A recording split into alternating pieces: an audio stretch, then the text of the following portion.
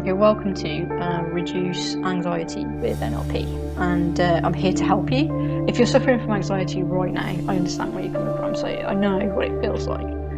But I've used these techniques over the years and it's completely disappeared, so I definitely think this is of help to you. NLP is basically neuro-linguistic programming, and what it does is it looks at the specific language patterns that we use in our brain. So it's that voice that talks to you, that self-talk. It's also in the form of like images. So what you'd say is your thoughts. But basically they're like files. If you think of it that way, it's a filing system. They're little neurotransmitters that connect to each other. So you can learn to be your own mind boss. You can control those thoughts. And basically you can just turn it all around. Because at the end of the day, if you can sit there and think bad things are going to happen, then why can't you just sit there and think amazing things are going to happen? I would imagine you could do that. So you can get in touch with us on social media, Lollygagger at Lollygagger at Home. There's a link below for further information, and if I talk too fast, there is a complete guide to this video, or you can watch the video again, obviously. And just remember that knowledge is key. So the more time you spend learning about this, the better that it'll get. So first things first, you just need to know that anxiety is the cause of having a highly functioning brain.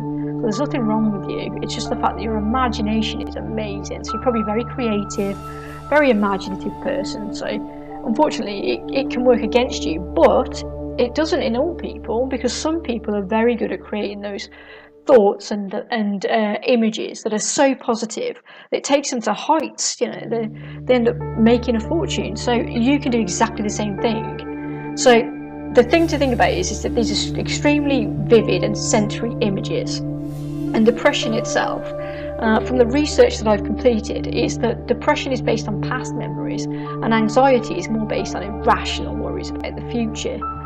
So if that's the case and you're going through this right now, then you're probably seeing some of those images right now.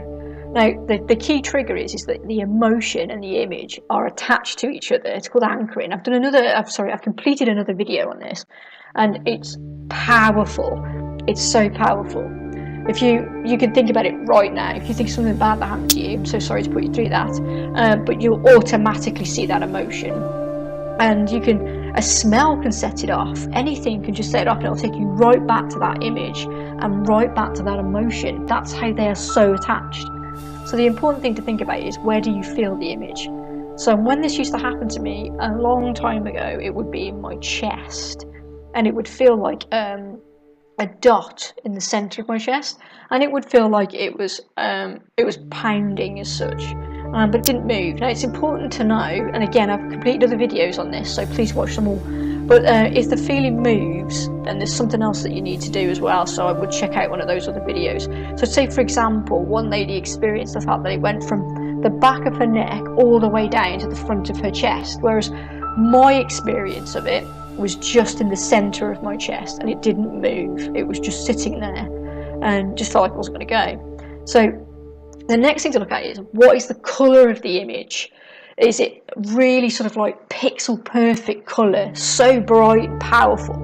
So the next thing to do is that's got too much emotion in it, so you need to strip that out. So straight away make it black and white. Really boring, black and white. Then is the image itself in motion, or does it just look like a picture that you just took out? For example, these pictures here, does it just look like a still photograph? And if it does move, it needs to stop moving. So first of all, where is it? What colour is it? And is it moving? Make it black and white and notice where it is, because it's really important. Again, watch future videos that I've made. So make it still. Then what it next is, we need to make some further adjustments to it, because just those two simple tasks aren't going to do it, those actions. So what we need to do then is make it, imagine a dimmer switch in your mind. Turn that dimmer switch right down, so then you're taking even more colour out of it. So it was black and white, and now it's down even further. Then turn the contrast down, so blur it, so it's really, really blurred. Then shrink the image down, and imagine seeing it in your hand. It's just a tiny image right in your hand. Now, at first, this is a little difficult to do, but eventually you'll do it. Trust me. I mean, once again, if you have a highly imaginative brain and you see really bad thoughts, you can spend the time to do this and make this work. Finally, send the picture either right behind you or into space.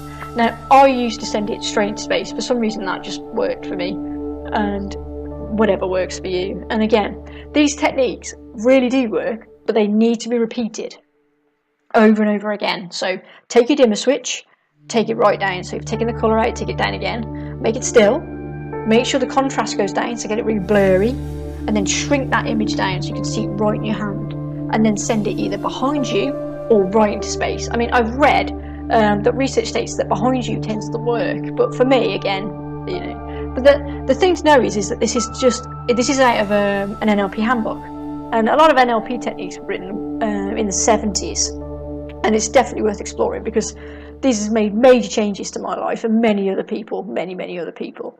But what I would say is it's not written in stone. We're all different. We all imagine things different. So basically what I would do is take this technique and then tailor it. See what works for you. One night you might try it and it just might work. And then you'll think, oh, that worked, so I'll add that to it next time, because you might do something different. And just remember, again, it's not in stone. And drop me a comment below if this worked. If it didn't work, drop me a comment below and just tell me what your experience was. And I hope it helped, because I understand I understand how it feels, and I understand what a dramatic difference it's made to my life. Now, I don't suffer with anxiety, so just to say thank you very much. And again, if I've talked too fast, I do apologise, and please hit that link below and you can have the free ebook. Okay, thank you.